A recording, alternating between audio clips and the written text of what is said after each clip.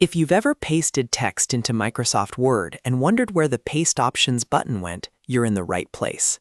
In this quick tutorial, I'm going to show you how to enable paste options when content is pasted in Word, so you can control how your text looks the moment it's inserted.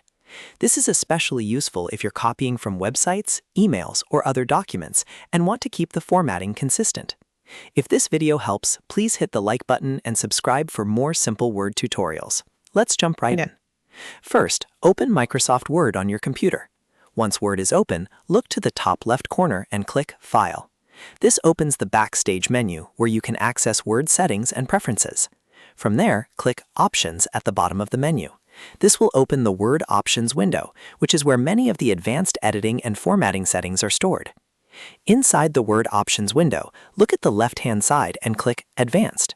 This section contains a lot of deeper Word settings, so don't worry if it looks a little crowded at first. Just scroll down until you find the section labeled Cut, Copy, and Paste. This is the area where Word controls what happens when you paste text from another source. Now, look for the option that says Show Paste Options button when content is pasted. By default, this may be turned off in some versions of Word, which is why you might not see the Paste Options icon after pasting. To turn it back on, simply check that box. Once you enable it, Word will start showing the Paste Options button whenever you paste content into a document. After that, click OK to save your changes and close the Word Options window. Now go back to your document and try pasting some text from another source. You should see the Paste Options button appear near the pasted content. That button gives you quick choices for keeping source formatting, merging formatting, or using plain text, depending on what you need. This is a really helpful setting if you work with a lot of copied content, because it gives you more control and saves time cleaning up formatting afterward.